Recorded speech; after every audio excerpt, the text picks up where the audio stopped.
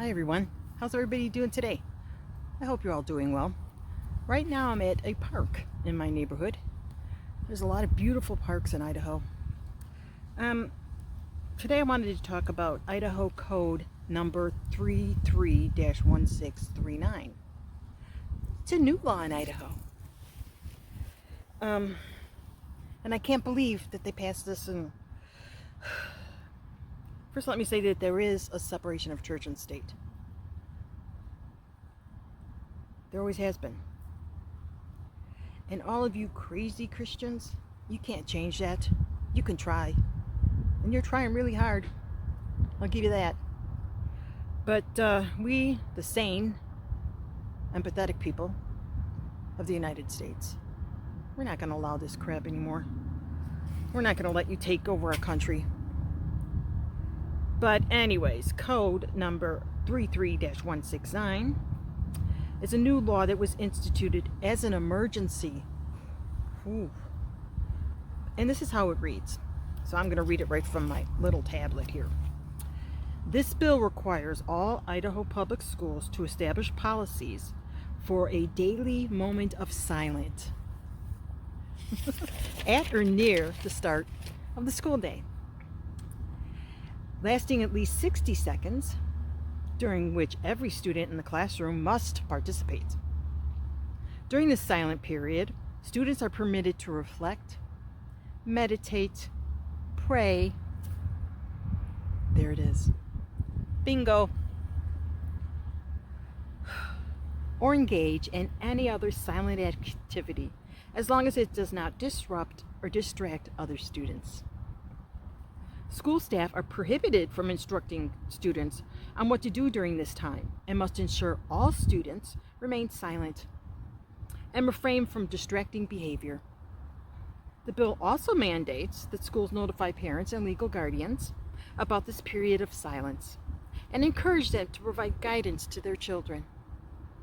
An emergency clause declares the act effective on July 1st, 2026. There you go. So, what they wanted to do, and I don't know who stopped them or why they didn't really attempt it, they wanted to do this as prayer every day.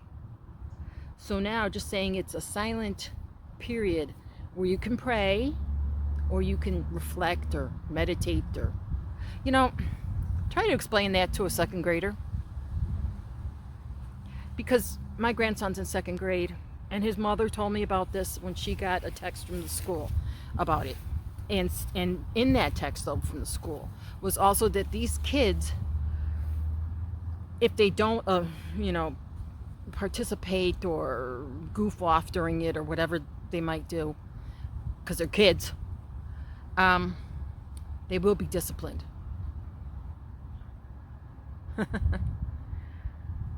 So like I was saying, my 7-year-old grandson, he's in second grade. He asked me, well, Grandma, what am I supposed to do when they're doing this? I said, I don't exactly know. You're supposed to reflect or meditate or pray and engage in some other activity silently. He's like, Grandma, I don't know what that means. Of course he doesn't. He's 7. So then I've got another grandson who's ADHD. And this might be a little difficult for him. And the other kids, there seems to be more and more that are either ADHD or somewhere on the spectrum. And now you've put an additional burden on a teacher to get the whole group to sit quietly.